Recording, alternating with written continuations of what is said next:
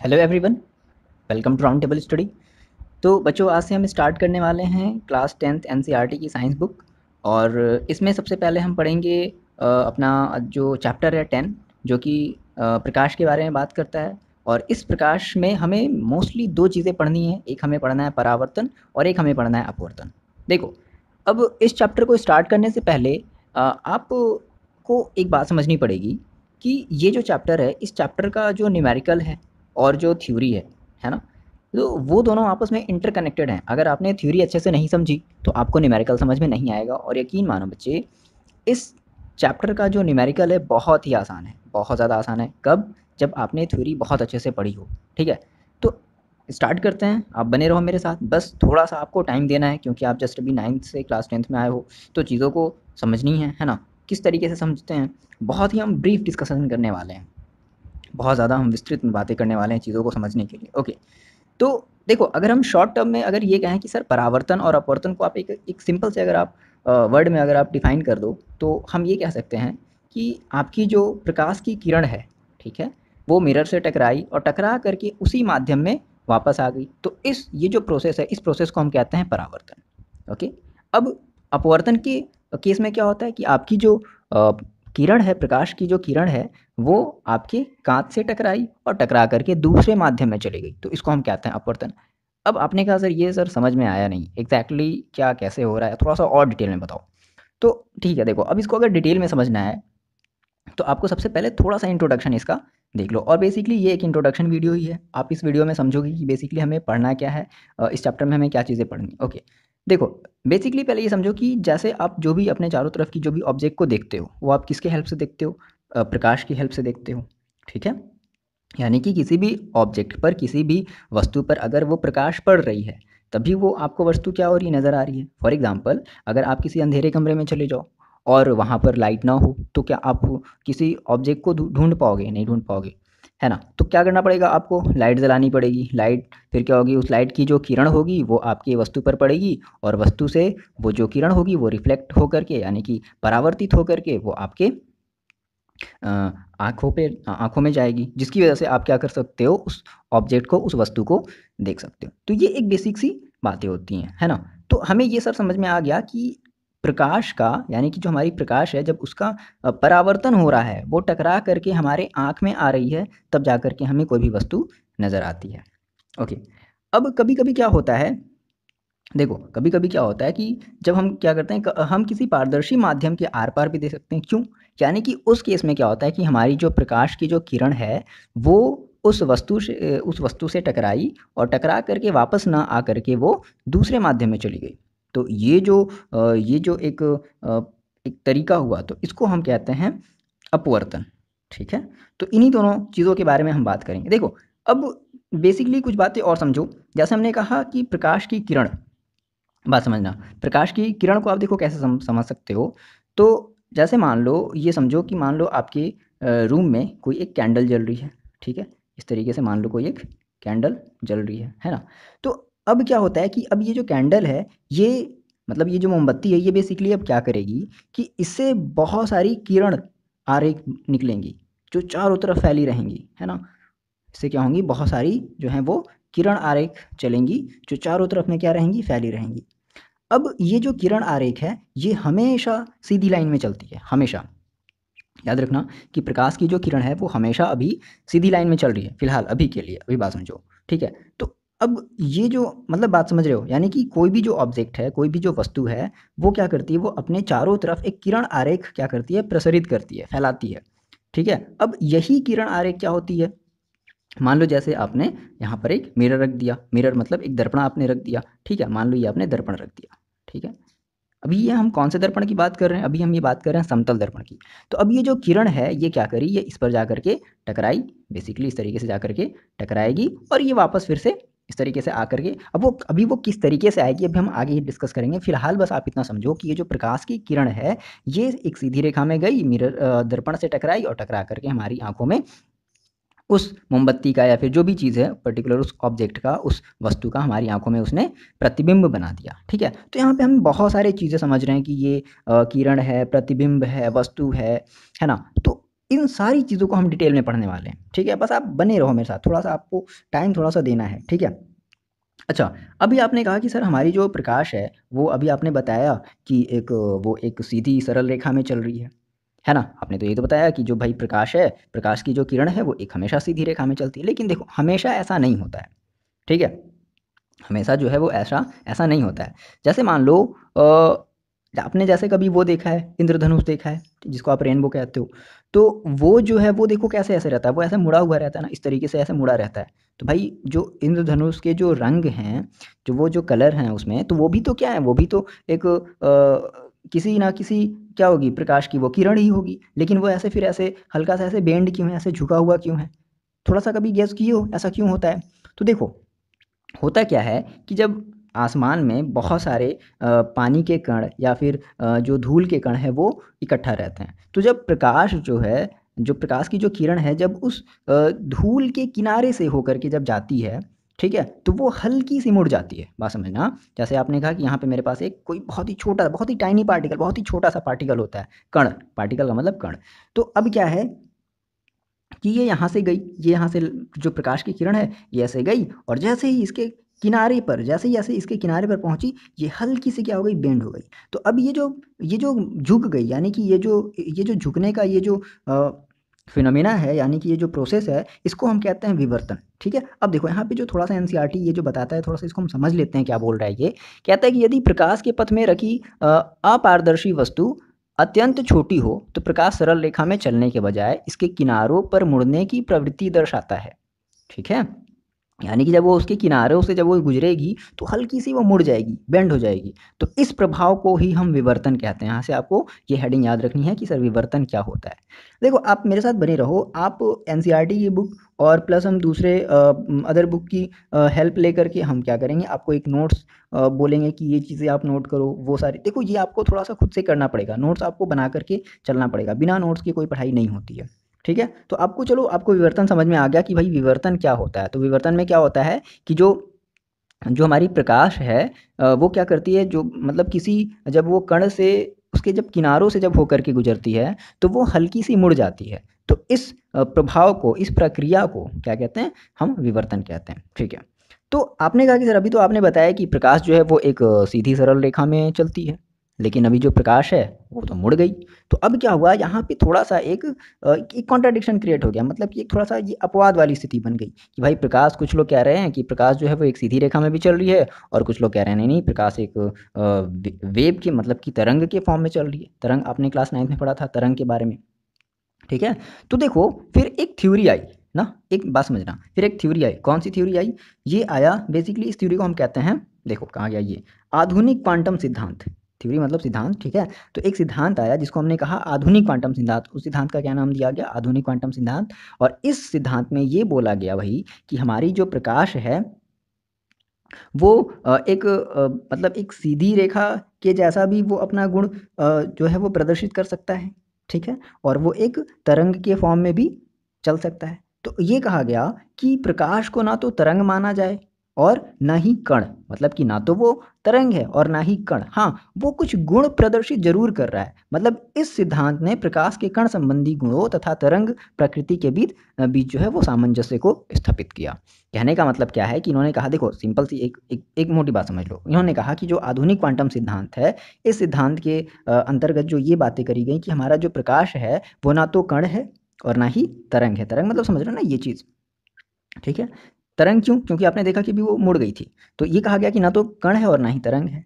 तो अब भाई क्या है? तो उन्होंने कहा कि जो हमारी प्रकाश है, प्रकाश, ये जो प्रकाश है ये बेसिकली क्या है, ये छोटे-छोटे, बहुत ही छोटे-छोटे पार्टिकल से मिलकर के बना हुआ एक फोटॉन है। मतलब उस छोटे-छोटे पार्टिकल्स को हमने फोटॉन कह दिया। फोटॉन को हिंदी में भी फोटॉन ही कहते हैं, ये बात ध्यान रखना, फोटॉन, ठीक है ना। तो इन्होंने ये कहा कि भाई जो हमारा ये जो प्रकाश है ये बेसिकली बहुत ही छोटे-छोटे कणों से मिलकर के बना है, ठीक है। और इस छोटे कणों को हमने क्या कह दिया? फोटॉन्स कह दिया। अब बेसिकली ये जो फोटॉन्स है तो ये पैकेट के फॉर्म में चलते हैं, मतलब बंडल के फॉर्म में चलते हैं, है ना। बंडल के फॉर्म में एक सीधी रेखा में या फिर जैसे भी चलना होता है इस तरीके से ये चलते हैं, ठीक। और उन बंडल्स में बहुत सारी एनर्जी होती है। तो ये बेसिकली चीज़ जो है वो आधुनिक क्वांटम सिद्धांत के अंदर में ये सारी चीज़ें आती हैं। बहुत ज़्यादा हमें इसमें डिटेल में नहीं जाना है। बेसिकली जो आपका ये जो आपका जो चैप्टर है, ये जो आपका जो लेसन है, वो बेसिकली हम इसमें 2 बातें बस बात करेंगे, परावर्तन और अपवर्तन की। तो सबसे पहले हम स्टार्ट करते हैं परावर्तन। यहाँ पे थोड़ी-सी आप लाइट की प्रकाश की डेफ़िनेशन देख लो कि आखिर हम प्रकाश कहेंगे किसको? आपने कहा सर आपने तो प्रकाश की डेफ़िनेशन ही नहीं बताई, आपने परिभाषा ही नहीं बताई। देख लो, होता क्या है समझ लो, इसको आप लिख लो नोट डाउन करके, ये हेडिंग डाल करके प्रकाश। देखो होता क्या है? कहता है कि प्रकाश एक प्रकार की विकिरण ऊर्जा है। भई तो प्रकाश है क्या? तो प्रकाश एक प्रकार की विकिरण ऊर्जा है और इस विकिरण ऊर्जा जो कि हमारी आँखों को संवेदित करता है, मतलब कि इस विकिरण ऊर्जा के हेल्प से हम किसी भी चीज़ को, किसी भी वस्तु को हम आसानी से देख सकते हैं। तो प्रकाश अगर आपसे पूछता है कि क्या है ये प्रकाश? तो प्रकाश बेसिकली एक प्रकार की विकिरण ऊर्जा है, जिसकी सहायता से हम किसी भी वस्तु को देख सकते हैं। ये सिंपल सा डेफ़िनेशन हो जाएगा प्रकाश का। आ रही है सर इतनी बातें समझ में? चलिए आगे बढ़ते हैं। ओके, अब यहाँ पे अब हमारा जो मेन टॉपिक है, यानी कि हमने कहा कि मेरे इस चैप्टर में, मेरे इस लेसन में 2 इम्पोर्टेंट टॉपिक हैं। कौन-कौन सा? एक है हमारे प्रकाश का परावर्तन और एक है प्रकाश का अपवर्तन। तो सबसे पहले हम ये टर्म समझते हैं प्रकाश का परावर्तन, ठीक है? देखो थोड़ा-सा आप लोग सर थोड़ा-सा इंग्लिश वाला वर्ड्स भी ये सीखते चलो, बहुत काम आता है ये बाद में, है ना? इसको हम कहते हैं रिफ्लेक्शन। परावर्तन का मतलब होता है रिफ्लेक्शन। देखो अब प्रकाश का परावर्तन क्या चीज़ है, ये समझो इसको। देखो जैसे हम ये पहले ही बता चुके हैं, आप इसको नोट डाउन कर लो, ये आपकी डेफिनेशन हो जाएगी। हेडिंग डालो अपनी कॉपी में, प्रकाश का परावर्तन, और ये चीज़ देखो लिख लो क्या है। कहता है कि जब प्रकाश किसी पॉलिशदार व चिकने तल पर गिरता है तो उसका अधिकांश भाग वापस लौट जाता है, ठीक है? प्रकाश के चिकने तल से टकराकर लौटने की इस प्रक्रिया को प्रकाश का परावर्तन, दैट इज रिफ्लेक्शन कहते हैं। तो यही हमारा क्या है, प्रकाश का परावर्तन है।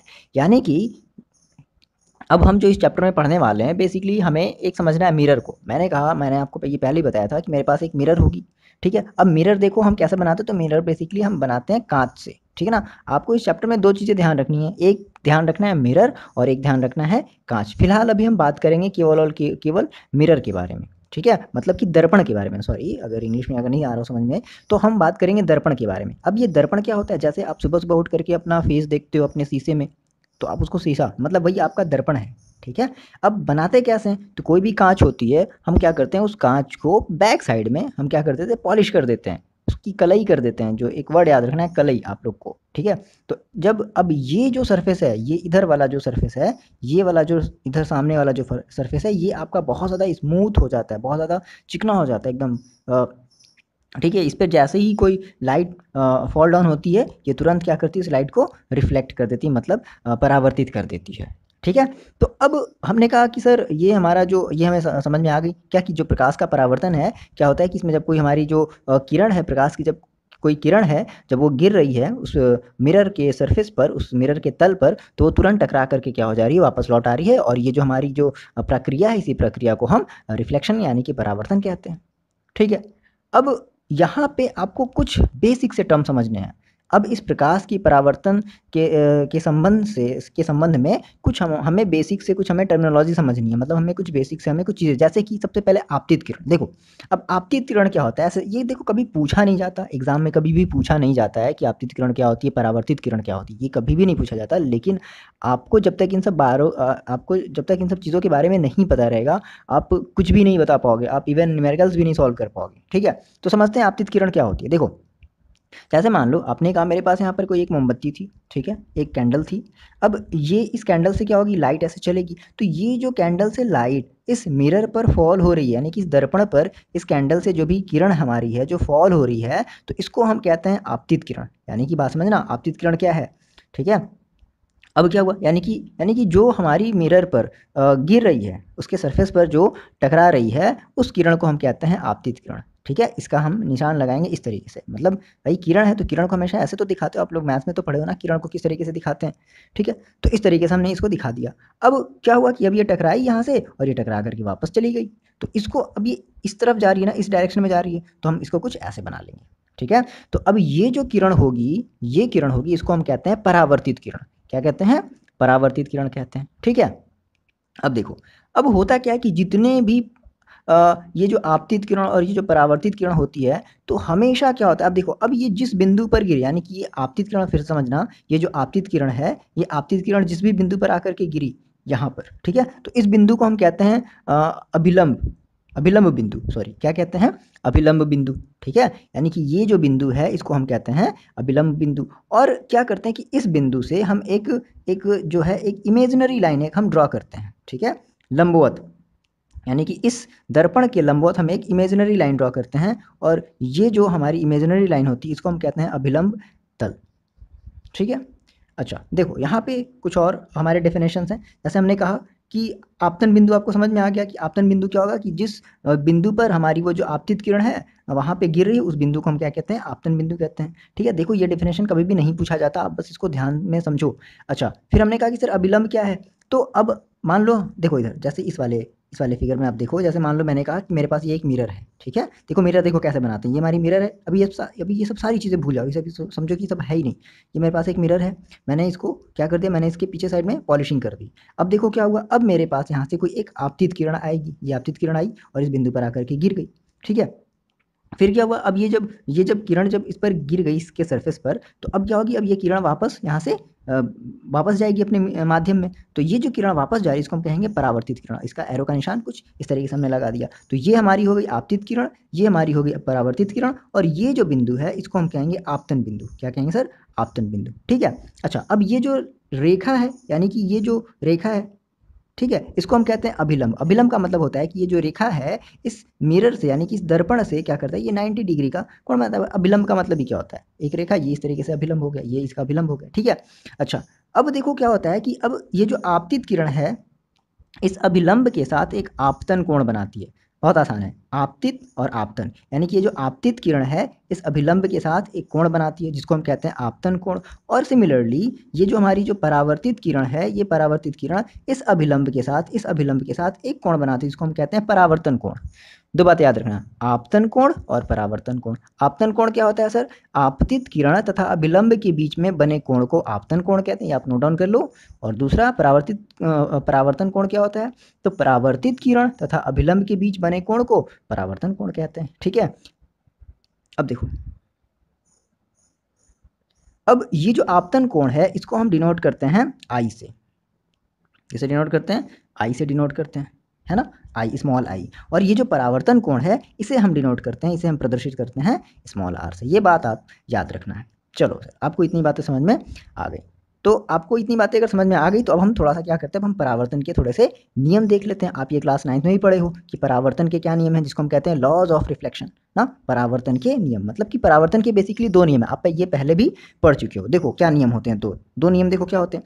पहला नियम ये कहता है कि जो आपतित किरण है, आपतन बिंदु है, ठीक है, आपतित किरण आपतन बिंदु पर ये जो अभिलंब है तथा परावर्तित किरण तीनों एक ही तल में होते हैं। मतलब देखो ये जो आपतित किरण है, मेरी बात समझो, मेरी बात सुनो, ये डिफरेंशिएशन छोड़ो, मेरी बात सुनो। ये कहता है कि आपतित किरण, ठीक है, उसके बाद परावर्तित किरण तथा अभिलंब, सिंपल सी बात, आपतित किरण, परावर्तित किरण तथा अभिलंब तीनों एक ही तल में होते हैं। ठीक है, ये आपका हो गया फर्स्ट लॉ, ये आपका हो गया पहला नियम।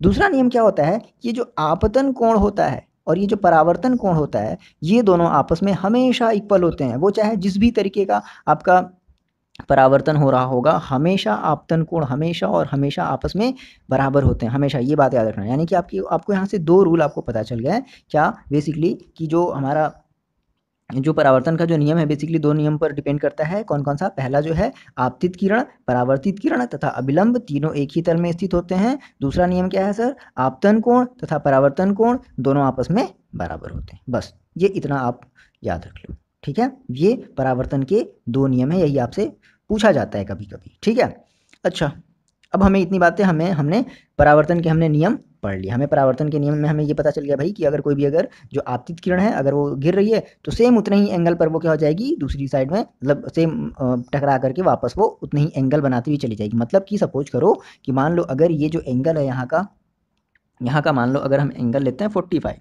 ये वाला पूरा एंगल लेते हैं 45, देन ये वाला भी एंगल कितना होगा, ये भी होगा 45। ठीक है, अगर मान लो ये तुम 60 ले लो तो ये भी कितना होगा, ये भी तुम्हारा 60 होगा, ये भी तुम्हारा 60 होगा।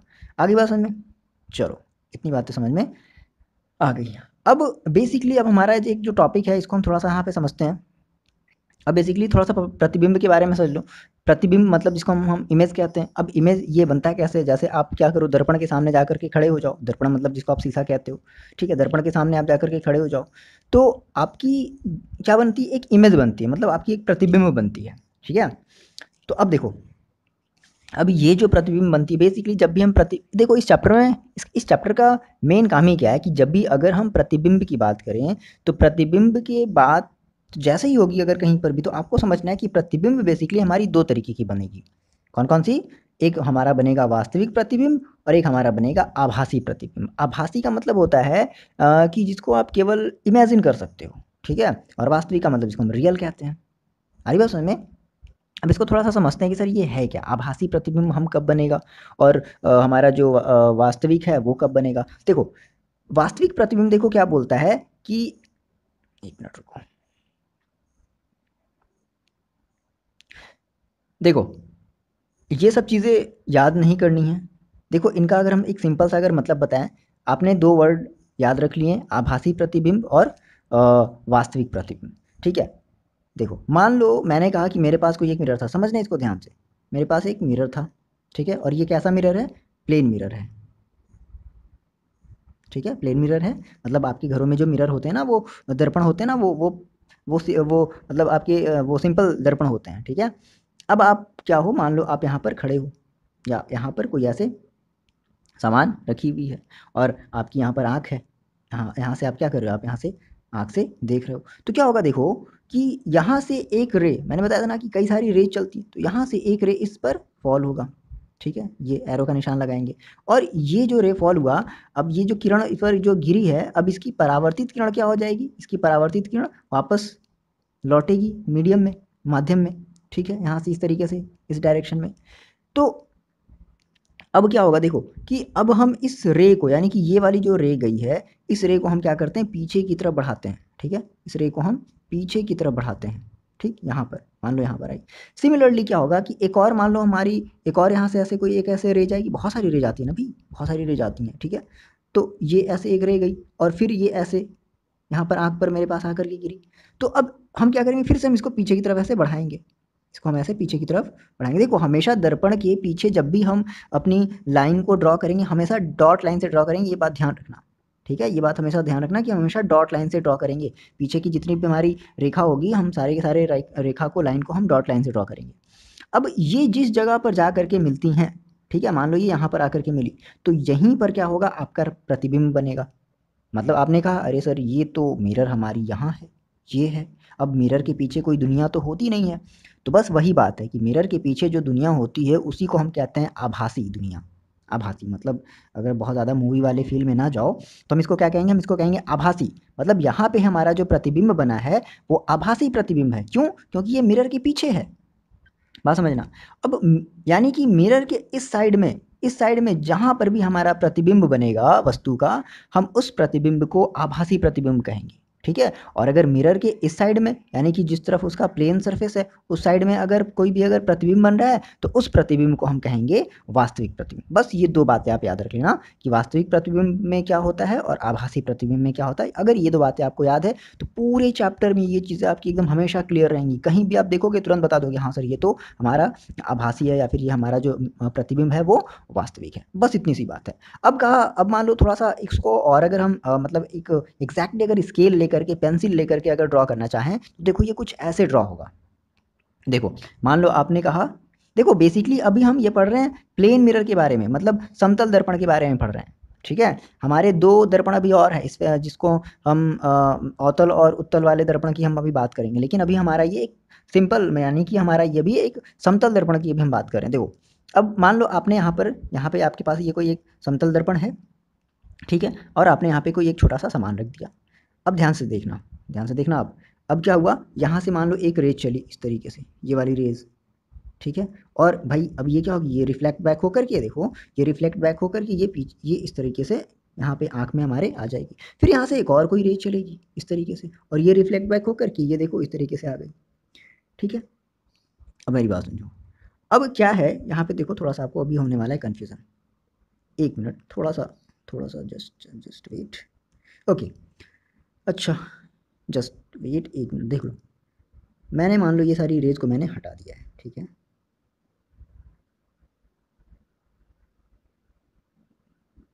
ठीक, अब देखो क्या है कि ये जो रेज़ आई थी, ये वाली रेज़ जो थी ये इस तरीके से जा रही है ना? और ये वाली जो रेज़ है ये भी इस तरीके से जा रही है। तो आप देखो ये क्या रेज़ कहीं भी इधर जाकर के कहीं मिलेंगी क्या? नहीं, ये देखो फैल रही हैं और ज़्यादा ये प्रसरित हो रही हैं और ज़्यादा ये फैल रही हैं। तो अगर ये जो किरणें हैं ये बहुत ज़्यादा अगर फैल रही हैं, रेज़ मतलब किरणें, अगर ये बहुत ज़्यादा अगर फैल रही हैं तो अब ये आगे अब इधर साइड तो कहीं मिलने से ये रही नहीं। तो हम क्या करेंगे, हम इसको पीछे की तरफ बढ़ाएँगे। ठीक है, हम इसको पीछे की तरफ बढ़ाते हैं और पीछे की तरफ बढ़ाएंगे तो ये यहाँ पर जाकर के मिल गई, यानी कि इस वाले पोजीशन का जो प्रतिबिंब है वो यहाँ पर आकर के ऐसे बन जाएगा। ठीक, अब मान लो हम एक कोई टॉप सरफेस का ले लेते हैं, ऊपर वाले सरफेस का लेते हैं। सिमिलरली ऊपर वाले सरफेस में भी देखो अब यही काम होगा।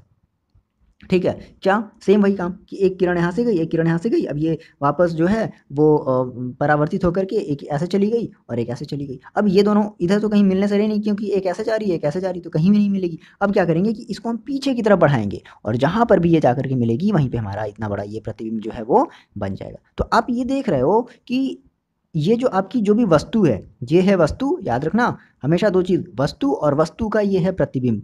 तो आप ये देख रहे हो कि जितनी बड़ी वस्तु है उतना ही बड़ा हमारा प्रतिबिंब बन रहा है। हम ये कौन से दर्पण की बात कर रहे हैं, बार बार कह रहे हैं, हम ये बात कर रहे हैं समतल दर्पण की।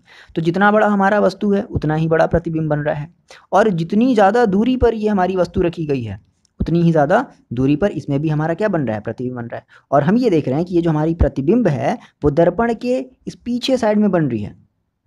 ठीक है, तो दर्पण के पीछे की भाई दुनिया कैसी होती है, आभासी। तो हमारा ये जो प्रतिबिंब होगा इसका जो इसकी जो प्रवृत्ति होगी वो कैसी, ये हमारी आभासी प्रतिबिंब होगी। आगे बात समझ में, आभासी। याद रखना कि जब भी परावर्तित किरणें, याद रखना ये बात हमेशा पूरे चैप्टर के लिए, कि जब भी परावर्तित किरणें कहीं भी एक दूसरे को अगर कट करती हैं, कौन सी किरणें, परावर्तित किरणें, हमेशा ये बात अपनी कॉपी में कहीं ऊपर की तरफ नोट डाउन कर लो, कि जब भी दो परावर्तित किरणें किसी भी जगह पर एक दूसरे को काटती हैं, है ना, इंटरसेक्ट करती हैं, तो उसी जगह पर प्रतिबिंब बनता है। ये बात हमेशा याद रखना कि जब भी कोई दो परावर्तित किरणें एक दूसरे को जिस जगह पर भी काटेंगी वहीं पर हमारा क्या बनेगा, प्रतिबिंब बनेगा। अगर ये परावर्तित किरण मान लो कहीं अगर इस साइड में अगर ये कट करती तो यहाँ पर हमारा कहीं इमेज बन जाता, अगर कहीं अगर, लेकिन ये बेसिकली इस तरफ कट कर रही है तो हमारा जो प्रतिबिंब बन रहा है वो इस तरफ बनेगा। आगे बातें समझ में, ये बस बात आप याद रख लो। ठीक है, अब आपने ये बातें पढ़ ली, ठीक है, तो अब हम थोड़ी सी क्या करते हैं, इसकी कुछ प्रॉपर्टीज़ देख लेते हैं कि अब ये है क्या, मतलब कुछ मुख्य अभिलक्षण देख लेते हैं। ये आता है, इंपॉर्टेंट है, एग्जाम में पढ़ लो। ठीक है, बेसिकली ये है नहीं सिलेबस में, आपकी एनसीईआरटी बुक में ये चीज़ है नहीं, बट देखो दिया है कि कभी कभी नहीं है, परंतु इससे संबंधित प्रश्न आपके पूछे जाते हैं। तो अब आपको बातें समझ में आ गई क्या? अब आप देखो बता भी सकते हो, आप इसको याद, आपको इसको याद करने की अब जरूरत नहीं। क्या पहला देखो, पहला क्या बताओगे कि मुख्य अभिलक्षण क्या है समतल प्रतिबिंब के, समतल दर्पण से बने प्रतिबिंब के मुख्य अभिलक्षण क्या है? पहली बात देखो क्या बताओगे कि समतल दर्पण से बना प्रतिबिंब आभासी तथा सीधा होता है। सीधा है ना, जैसे आप अपना फिगर देखो, आप अपनी प्रतिबिंब देखो अपने मिरर में, घर के मिरर में, तो आप जिस तरीके से खड़े हो जो आपका प्रतिबिंब है वैसे ही वो भी नजर आएगा। दूसरी चीज क्या है कि प्रतिबिंब का आकार वस्तु के आकार के बराबर होता है।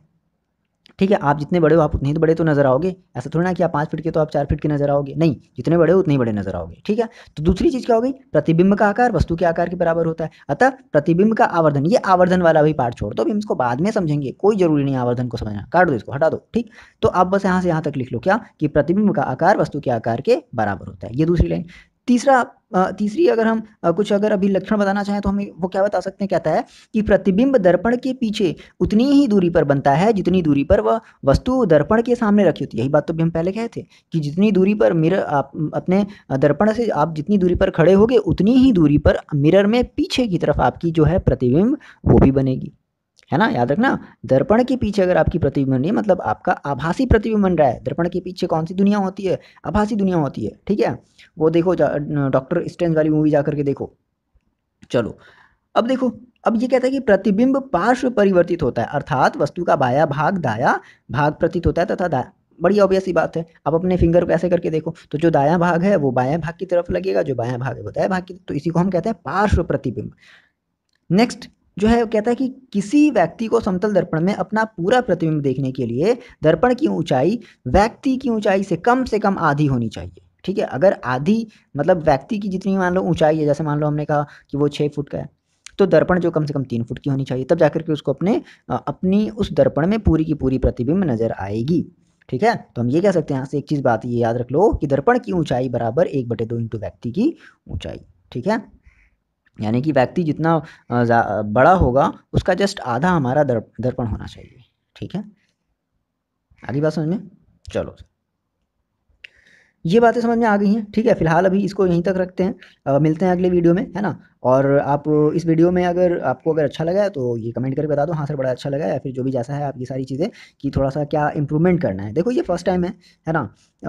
हिंदी मीडियम के बच्चों के लिए फर्स्ट टाइम जैसे हम ये वीडियो बना रहे हैं, तो आप जो भी चीज़ें आप जिनको मतलब जो भी चीज़ें आपको प्रॉब्लम लग रही हैं कि नहीं ये चीज़ होना चाहिए, या फिर ये आप थोड़ा इंग्लिश वर्ड ज़्यादा बोल दे रहे हो, या फिर हिंदी बहुत ज़्यादा बोल दे रहे हो, तो आप थोड़ा-सा ये बैलेंस करके आप मेरे को कमेंट करके बता दो कि सर क्या एग्ज़ैक्टली क्या आपको करना चाहिए, है ना? ओके, मिलते हैं नेक्स्ट वीडियो में। पढ़ाई करते रहो, तब तक के लिए ऑल द बेस्ट।